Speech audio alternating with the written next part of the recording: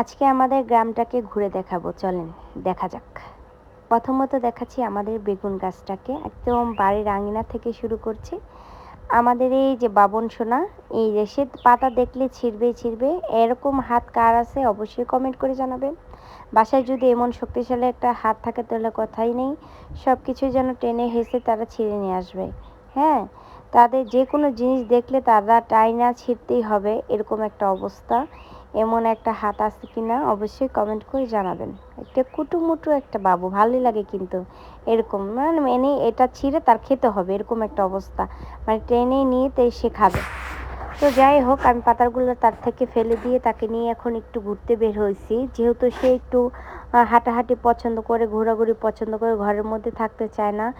সব বাচ্চারা এরকম কিনা অবশ্যই কমেন্ট করে জানাবেন। আমাদের বেবিটা হচ্ছে কি একটু ঘোরাঘুরি পছন্দ করে, তো এখন তাকে নিয়ে ঘুরতে বের হয়েছি। তো ভাবলাম আপনাদের মাঝে একটু শেয়ার করা যাক। বারবার সে আমার ফোনটা টানছিল, ফেলে দেওয়ার চেষ্টা করছিল, তাকে নিয়ে ভালোভাবে ভিডিও করতে পারছিলাম না। এরকম কারবার বাচ্চারা করে অবশ্যই কমেন্ট করে জানাবেন। তো যাই হোক, এই যে প্রথমত আপনাদের দুইটা কলা গাছ দেখালাম। কলা গাছ কিন্তু ওইখানে অনেকগুলো আর কি, দুইটা কলার তো কলা হয়ে আছে।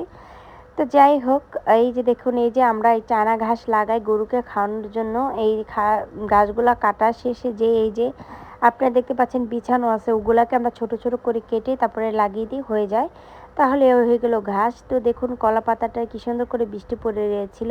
মাশাআল্লাহ মাশাআল্লাহ, দেখুন আকাশটা কি মিষ্টিতে ভরে আছে, একদমই এখনই নেমে যাবে এরকম একটা অবস্থার মধ্যে আছি। তো দেখুন কত সুন্দর করে আর কি বৃষ্টিগুলা আকাশের মধ্যে ঝাঁক বেঁধে আছে। আমার জন্য বৃষ্টি দেখলে ভিজতে ইচ্ছে করে। আমার কেন এত বৃষ্টি ভালো লাগে আমি সেটা বুঝতেই পারি না। আপনারা অবশ্যই কমেন্ট করে জানাবেন আপনাদের কার কার বৃষ্টিতে ভিজতে ভালো লাগে।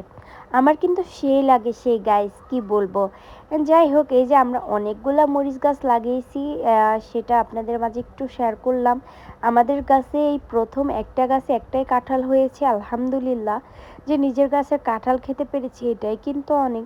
যাই হোক, এই যে দেখুন একদম আকাশে থেকে বৃষ্টিগুলো এখনই ঝুমঝুম করে নেমে গেল, আমাদের এই উঠানটা ভিজে একদম ছারখার হয়ে গেল। যেহেতু এটা বর্ষাকালের সিজন, তো মনে করেন একটু একটু করে বৃষ্টি সব এলাকায় হতে থাকে। তারপরও বলবো কোন কোন এলাকায় বৃষ্টি হচ্ছে অবশ্যই কমেন্ট করে জানাবেন।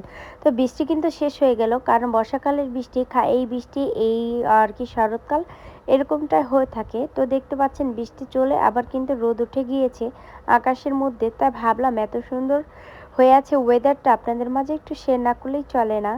যাই হোক, আজকে সারাদিনের ভিডিওটা আপনাদের মাঝে শেয়ার করতে চেষ্টা করেছি। কোন বিষয়টা আপনাদের কাছে, কোন দৃশ্যটা ভালো লেগেছে কমেন্ট করে জানাবেন। দেখেন আমার কাছে আজকে সারাদিনটাই ভালো লেগেছে, যে সুন্দর করে টিপটে টিপটে করে বৃষ্টি শেষ যাওয়ার পরে যে সুন্দর করে একটা রোদ উঠেছে, আলহামদুলিল্লাহ।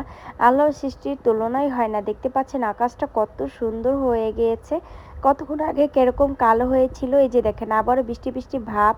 এই যে দেখতে পাচ্ছেন বৃষ্টি বৃষ্টি ভাব, আবারও বৃষ্টি আসবে, মানে এই বৃষ্টি আসে এই রোদ উঠে এরকমটাই। আমরা শুনেছি বৃষ্টি একটু পরে আবার রোদ উঠলে নাকি শিয়াল মামার বিয়ে হয়।